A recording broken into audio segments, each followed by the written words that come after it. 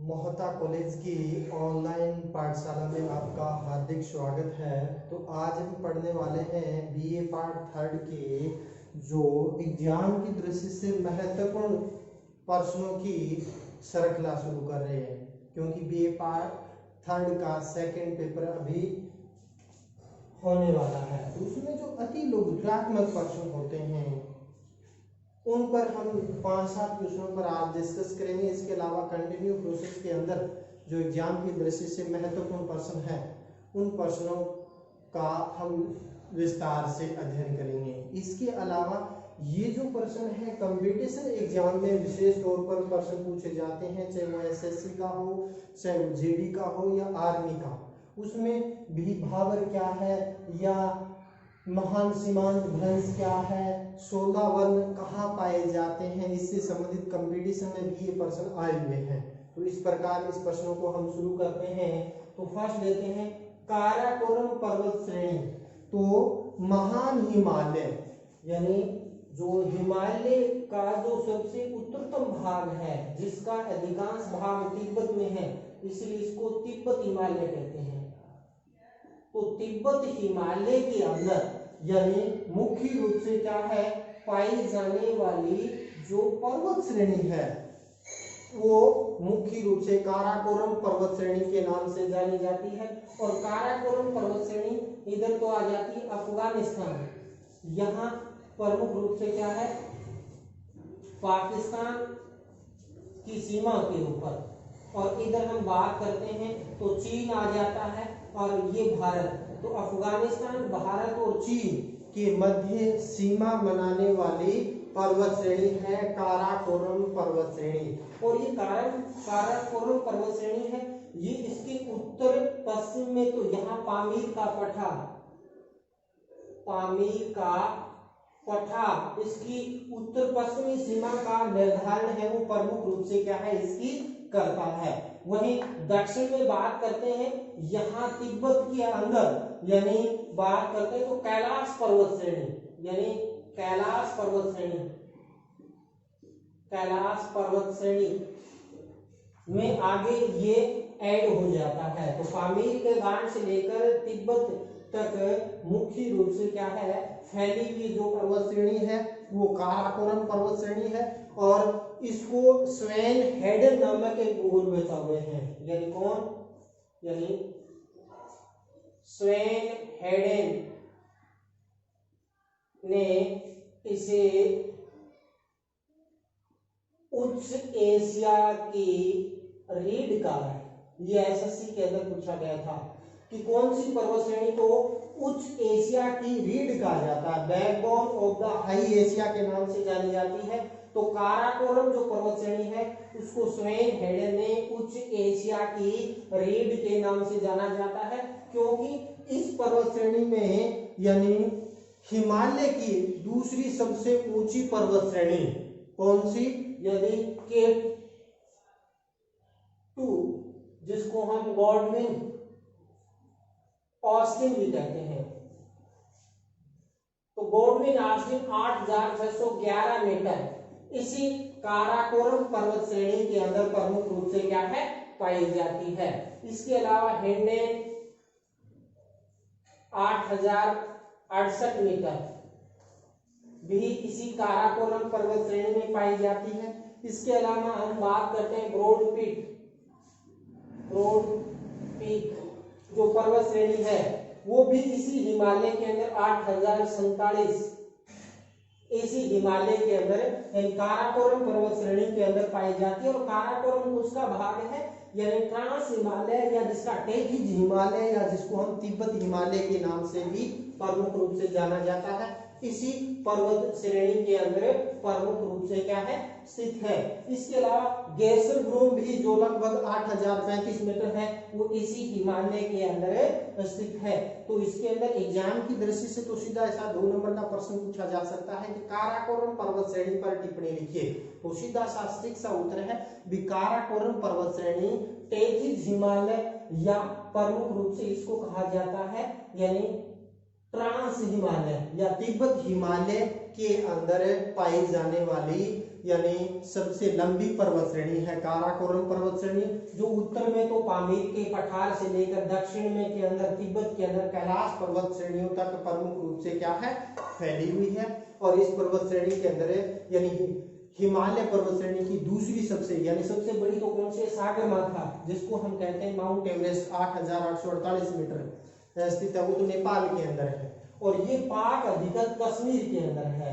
ये भारत की सबसे ऊंची चोटी के रूप में काउंट की जाती है। भारत में सबसे ऊंची चोटी तो भारत का जो भूखंड है उसके अंदर, जिसके अंदर यानी वर्तमान में नियंत्रण के अंदर है, तो वो तो आ जाती है कंचनजंगा, जो 8,598 मीटर है। और भारत की यानी पाक अधिकृत कश्मीर वाली जो चोटी है यानी K2 या जिसको कहा जाता है गॉडविन ऑस्टिन 8,611 मीटर ऊंची इसी काराकोरम पर्वत श्रेणी के अंदर, हेनेन 8,068 मीटर, ब्रॉड पीक 8,047 मीटर स्थित है।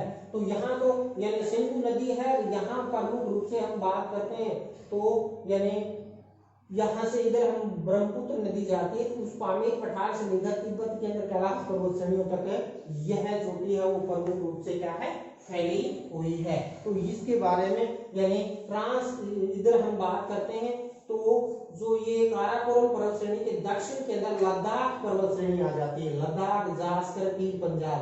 तो काराकोरम हिमालय की उच्चतम पर्वत श्रेणी, उसके बाद पामीर का पठार है वो प्रमुख रूप से क्या है, शुरू हो जाता है। तो एग्जाम की दृष्टि से 2 प्रश्न इसके अंदर बनते हैं कि उच्च एशिया की रीढ़ की किसे कहा जाता है, तो काराकोरम पर्वत श्रेणी को। तो भारत की सबसे ऊंची चोटी गॉडविन ऑस्टिन कौन सी यानी पर्वत श्रेणी के अंदर स्थित है, तो काराकोरम पर्वत श्रेणी के अंदर K2 या गॉडविन ऑस्टिन 8,611 मीटर ऊंची पाई जाती है। हालांकि इसकी लंबाई ज्यादा नहीं है, 960 किलोमीटर है ये जो ट्रांस हिमालय है, तो उससे भी कम इसकी यानी लंबाई है वो पाई जाती है। ये तो गया क्या, काराकोरम पर्वत श्रेणी। अब आता है भाबर प्रदेश क्या है, 2-2 नंबर के प्रश्न इसके अंदर प्रश्न पूछे जाते हैं।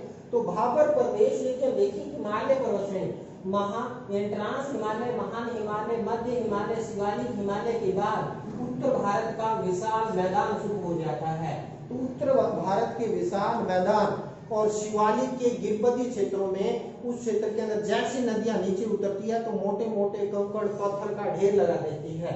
तो इस क्षेत्र के अंदर जो ये भाबर प्रदेश है, इसके अंदर क्या है, मोटे मोटे कंकड़ पत्थरों से युक्त सैग्रंथन चट्टानें इसके अंदर प्रमुख रूप से पाई जाती है। और यानी भाबर किसे कहेंगे कि शिवालिक के दक्षिण के अंदर और उत्तर भारत का विशाल मैदान का उत्तरी भाग में 15 से 30 किलोमीटर की चौड़ाई के अंदर यानी सिंधु से लेकर तीस्ता नदी तक जो फैला हुआ जो उत्तर भारत में विशाल मैदान का उत्तरी भाग है, जो मोटे मोटे कंकड़ पत्थर बजरी युक्त सैग्रंथन चट्टानें पाई जाती है। सैग्रंथन चट्टानें जिसके अंदर आर पार यानी मुख्य रूप से जल है वो प्रवेश कर जाता है, क्योंकि मोटी कंकड़ पत्थर बजरी से उसका निर्माण होता है। तो इस प्रकार यानी इसके अंदर सैग्रंथन चट्टानें पाई जाती है और इसके अंदर यानी हिमालय से निकलने वाली जो छोटी छोटी नदियां हैं इसके अंदर भूमिगत हो जाती है, क्योंकि इसकी चौड़ाई 8 से 16 किलोमीटर है इसकी चौड़ाई, इसकी यानी भाबर प्रदेश, ये कराई आ जाता है भाबर प्रदेश। तो भाबर प्रदेश में छोटी छोटी नदियां आकर विलुप्त इसके अंदर हो जाती है। तो ये कृषि की दृष्टि से उर्वरक है, यहाँ लंबी जड़ों वाले पेड़ पौधे हैं वो प्रमुख रूप से क्या है, पाए जाते हैं। उत्तर विशाल मैदान का सबसे यानी अनउपजाऊ क्षेत्र है ये भाबर प्रदेश, क्योंकि मोटे मोटे कंकड़ पत्थर बजरी से इसका निर्माण है वो प्रमुख रूप से हुआ है। इसके बाद आता है देखिए भाबर, तो ये हो गया शिवालिक पर्वत श्रेणी, और शिवालिक पर्वत श्रेणी के अंदर देखें तो ये इस तरीके से ये फैला हुआ है। भाबर प्रदेश में देखिए भाबर प्रदेश का पश्चिम में विस्तार ज्यादा है, पूर्व में ये संकड़ा हो जाता है। इसके बाद ये तो क्या भाबर प्रदेश के अंदर देखें भाबर प्रदेश के बाद आता है दक्षिण के अंदर यानी तराई प्रदेश। तो भाबर प्रदेश को भी अपने डिस्कस करेंगे। भाबर सटीक उत्तर क्या देना है कि भाबर प्रदेश यानी शिवालिक गिरपत श्रेणियों के अंदर यानी मुख्य रूप से सिंधु की साइड में सतलुज से लेकर तीस्ता नदी के मध्य 15 से 30 किलोमीटर की चौड़ाई के अंदर फैला हुआ सैग्रंथन चट्टानों, जिसके अंदर ब्रैकेट में कर दो कंकड़ पत्थर बजरी से युक्त जो चट्टानों से बना हुआ जो उत्तर भारत के विशाल मैदान का जो उत्तरी भाग है वो भाबर प्रदेश कहलाता है। भाबर प्रदेश यानी उत्तर पश्चिम में ये चौड़ा है और पूर्व की तरफ जाते हैं तो ये संकरा होता जाता है। तो इसमें लंबी जड़ों वाली घास प्रमुख रूप से पाई जाती है और इसके अंदर कृषि की दृष्टि से अनुपूरक पाया जाता है। कौन सा? भाबर प्रदेश। इसके बाद हम बात करते हैं तराई प्रदेश। तो तराई प्रदेश है वो भाबर प्रदेश के दक्षिण के अंदर, किसके? भाबर प्रदेश के दक्षिण के अंदर उसके समानांतर प्रमुख रूप से वही फैला हुआ है, यानी कौन सा?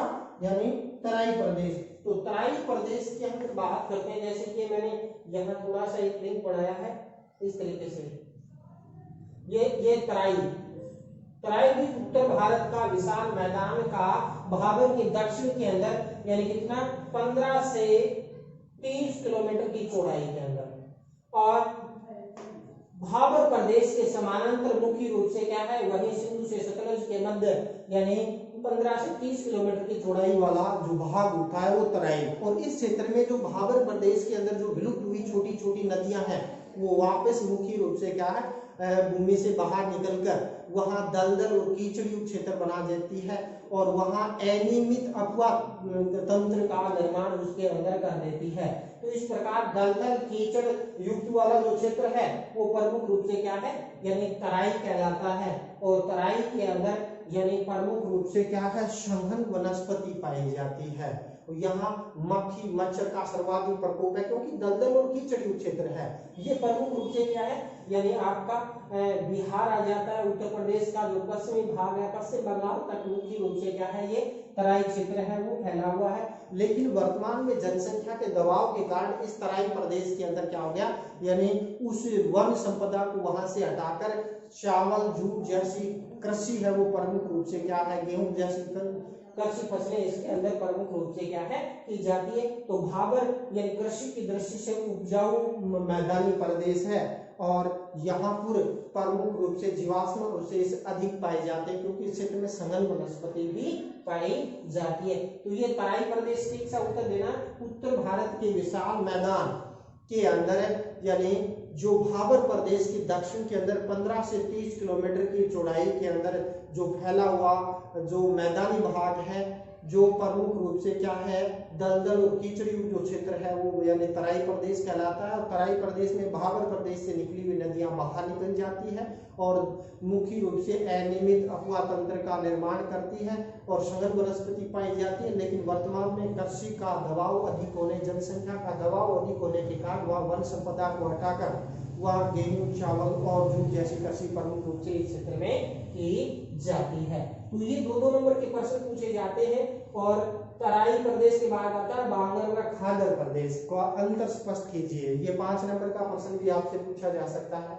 तो ये देखिए इस रेखा चित्र में यानी हम बात करते हैं तराई के दक्षिण के अंदर भाबर और बांगर और खादर यानी यहाँ हम प्रमुख रूप से बांगर जिसको हम यानी भाबर बांगर और खादर बेसिकली क्या है? उत्तर भारत के विशाल मैदान के अंदर जलोढ़ मिट्टी के द्वारा निर्मित मैदानी भाग है और बांगर तो वह यानी नदी के द्वारा लाया गया जलोढ़ निक्षेपित मैदान है जो वर्तमान में क्या है?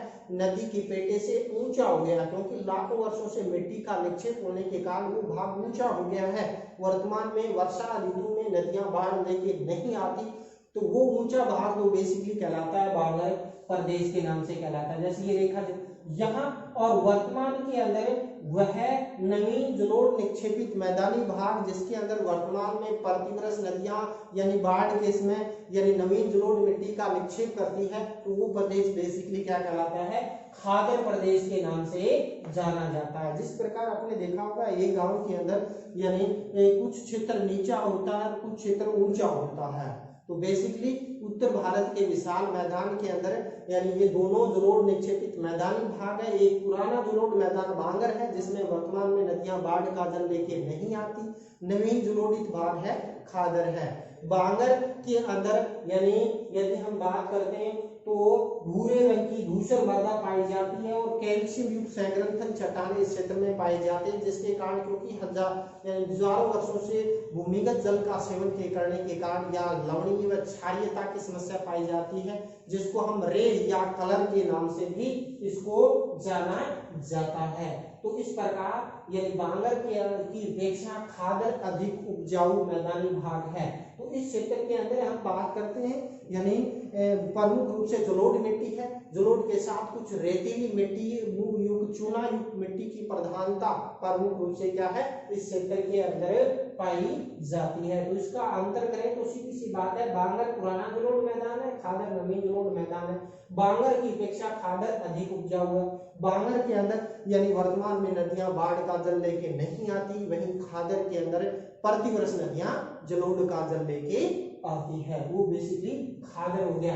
तो हमने देख लिया खादर व बांगर देख लिया। अब देखिए चार व बील क्या है भाई, ये प्रश्न एसएससी बोर्ड के अंदर पूछा गया। चार क्या है और यानी चार हम देखते हैं यानी हम बात करते हैं भारत में, जैसे ये ब्रह्मपुत्र नदी आ रही है, इधर से गंगा नदी आ रही है, जो समुद्र में गिरती है तो यहाँ हमने डिस्कस किया था कि डेल्टा बनाती है और नदियां समुद्र में गिरती है तो कई उप शाखाओं में से होकर वहां से गुजरती है। जब उस क्षेत्र के अंदर यानी इस तरीके से यानी ये नदियां आ रही हैं, नदियां इस क्षेत्र में जब गिरेगी तो उसमें बेसिकली क्या होगा यानी कई धाराओं में बटेगी, तो कुछ भाग तो बेसिकली ऊंचा हो जाता है, कुछ नीचा हो जाता है, कुछ ऊंचा हो जाता है। तो बेसिकली ऊंचा उठा हुआ भाग होता है जलोढ़ मैदानी भाग, वो तो कहलाता है चार है ना। और जो नवीन नीचा दलदल और कीचड़ युक्त जो मुख्य रूप से क्षेत्र होता है उसको कहते हैं बील। क्या कहते हैं? बील के नाम से जाना जाता है। तो बील के अंदर यानी पश्चिम बंगाल वाला जो क्षेत्र है डेल्टा क्षेत्र है, वहां जो जूट की कृषि करते हैं तो जूट को सड़ाने के लिए इस बील के अंदर छोटी छोटी झीलें होती है, उस झीलों के अंदर यानी उस जूट को सड़ाया जाता है, उसके लिए काफी यानी उपयोगी होती है ये बील। तो यानी सीधा शास्त्रीय उत्तर देना चार में बील क्या है कि उत्तर भारत के विशाल मैदान के अंदर जो यानी गंगा व ब्रह्मपुत्र का डेल्टाई क्षेत्र है, उसमें जब नदियां अंतिम अवस्था में समुद्र में जब गिरती है तो यानी जो ऊंचा उठा हुआ जो मैदानी भाग होता है जिसके अंदर छोटे छोटे कटक होते हैं वो तो बेसिकली कहलाता है यानी चार के नाम से कहलाता है। छोटा जो नीचा दलदली युक्त जो क्षेत्र होता है, छोटी छोटी झीलों वाला जो दलदल क्षेत्र होता है वो बील के नाम से जाना जाता है। तो चार व बील गंगा ब्रह्मपुत्र के डेल्टाई क्षेत्र के अंदर ऊंचा उठा हुआ भाग का जो जलोढ़ मैदानी भाग है वो चार है, नीचा बैठा हुआ जो दलदल युक्त क्षेत्र है वो बील के नाम से जाना जाता है। चार और बील हो गया। अब हम देखते हैं मानसून। देखिए मानसून से क्या तात्पर्य है? मानसून बेसिकली अरबी भाषा का शब्द है जिसका तात्पर्य मौसम या ऋतु से है। तो यानी बेसिकली भारत का जो अरब सागरीय क्षेत्र है यानी अरब नाविकों के द्वारा यानी प्रमुख रूप से यानी दक्षिण पश्चिम से उत्तर पूर्व और 6 महीने हवा यानी इस दिशा में चलती है। जब हमारी वर्षा होती है तो यानी हम बात करते हैं दक्षिण पश्चिम से उत्तर पूर्व की तरफ चलती है तो ग्रीष्मकालीन मानसून होता है जिसमें भारत में वर्षा होती है। और यही 6 महीने यानी ये हवा यानी दक्षिणी उत्तर दक्षिण से लेकर दक्षिण पश्चिम की तरफ प्रवाहित होती है। तो इनके लिए मानसून शब्द का प्रयोग अरब नाविकों के द्वारा प्रमुख रूप से क्या है किया गया। तो मानसून एक वर्षा तंत्र का एक भाग है जिसमें भारत के अंदर यानी ये हवाएं हैं भारतीय सहित यदि हम बात करते हैं पड़ोसी देशों को प्रभावित करती है ये भारतीय मानसून तंत्र, जिसका हम विस्तार से आगे वाले चैप्टर के अंदर अध्ययन करेंगे। उसके बाद हम बात करते हैं नेक्स्ट पर्सन आता है मेन सेंट्रल थ्रस्ट क्या है, MCT क्या है भाई। तो MCT जो महान हिमालय है और महान हिमालय के अंदर यदि हम बात करते हैं तो महान हिमालय और बीच में लघु हिमालय के मध्य पाए जाने वाला एक दरार है भाई। कौन सा? Man central thrust. 2 नंबर का उत्तर आता है तो उसकी उत्तर देना है कि मैन थ्रस्ट एक प्रकार का भ्रंश है जो हिमालय पर्वत श्रेणी के अंदर महाहिमालय जो सबसे ऊंचा है, जिसको हिमाद्री हिमालय भी कहते हैं। और दूसरा यदि हम बात करते हैं तो यानी लघु हिमालय के बीच में पाए जाने वाला एक भ्रंश को क्या कहते हैं? मैन सेंट्रल थ्रस्ट कहा जाता है, एमसीटी के नाम से जाना जाता है। इसके बाद नेक्स्ट प्रश्न आता है मैन बाउंड्री थ्रस्ट। तो मैन बाउंड्री थ्रस्ट यानी मध्य हिमालय और शिवालिक हिमालय के मध्य पाए जाने वाला जो दरारी भ्रंश है वो यानी क्या कहलाता है? मैन सेंट्रल थ्रस्ट के नाम से, मैन बाउंड्री थ्रस्ट के नाम से जाना जाता है। इसके बाद यदि हम बात करते हैं तो हिमालय फ्रंट फोल्ड यानी एक और पाया जाता है। देखिए यानी मैन सेंट्रल थ्रस्ट तो महा हिमालय और मध्य और शिवालिक के बीच में मैन बाउंड्री थ्रस्ट, और शिवालिक और उत्तर भारत के विशाल मैदान के बीच में यानी जो पाए जाने वाला भ्रंश है हिमालय फ्रंट फोल्ड के नाम से जाना जाता है। तो ये कंपटीशन एग्जाम में भी ये प्रश्न है वो प्रमुख रूप से पूछे जाते हैं। अब 16 वन क्या है जल्दी से डिस्कस कर लेते हैं।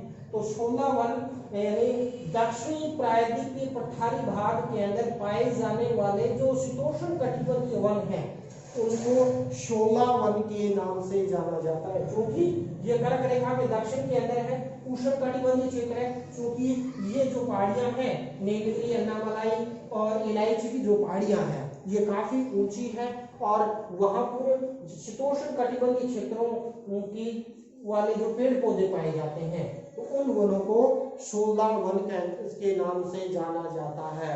16 सोलाई जैसे कई वन है यानी वनस्पति पेड़ पौधे इसके अंदर प्रमुख रूप से पाए जाते हैं। तो उसके उत्तर देना है 16 वन क्या है? 16 वन प्रायद्वीपीय पठारी भाग में नीलगिरी, अन्नामलाई, इलायची की पहाड़ियों में पाए जाने वाले जो शीतोष्ण कटिबंधीय वन है उनको 16 वन के नाम से जाना जाता है। तो इसी के साथ आज का